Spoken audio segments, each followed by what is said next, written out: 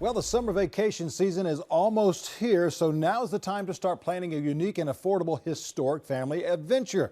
Joining us from historic Fort McHenry in Baltimore, Maryland is Stephanie Oswald, the co-founder and editor-in-chief of Travel Girl magazine and a travel correspondent for CNN. Stephanie, what a beautiful view you have. I know you've got some rain there today, but it's going to be pulling out a little bit later on this afternoon. Tell us, we're starting to make our plans. Is it very important to do that research before we plan that fun vacation? Tom, I'll tell you what, it is so important to do your research and planning because you want to make the most of your money and your time when you're on vacation. It's a big investment. So I have some tips for you on how to make the smart choices when it comes to accommodations, destinations, and how to be a savvy traveler on the road. What are some of the new travel trends that we're looking at going into very close to many people getting out of school, many kids getting out of school, and families really want to know some of those great new and unique travel tips that are out there? Sure. Well, I'll tell you what, Tom, one of the biggest trends we're seeing in accommodations is that leisure travelers are taking advantage of something that business travelers have known about for a long time. Extended stay hotels give you more bang for your buck.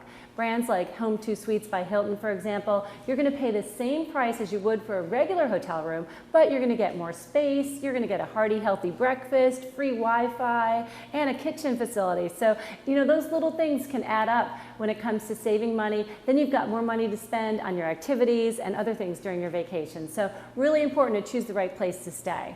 Yeah, absolutely right, because you start to add up those breakfasts if it's a family of four, and you start adding up that breakfast that's included into the price and Wi-Fi and so many other things, that starts to add up to some dollars even on a 3 or 4 day vacation, right? Absolutely, absolutely. And getting that value for your money is it's really important because a lot of people, summer vacation is the time to take your big trip. So it's also really important to find a destination that's going to make everyone happy. So places, you guys are in Charleston. I love that city. And if you want to try another beautiful historic harbor, you could come right on up to Baltimore. There's so much happening here, so much history, and especially right here at Fort McHenry, starting June 28th, they have a new living history program that's going to take off. It's called Fort Flag Fire, and there's going to be cannon firings, fife and drum concerts, tours of the fort. It's a really exciting time to come to Baltimore. You can go to baltimore.org to check out more information, more details, but I always say that getting your kids out there traveling, it's the greatest educator. So finding places with reenactments and festivals can really add to a great summer vacation. Now, what is your favorite tip? We have just a few more seconds left, but what is your favorite tip of all to give our viewers when they're trying to make that safe travel vacation that's coming up and making it a real quality vacation as well?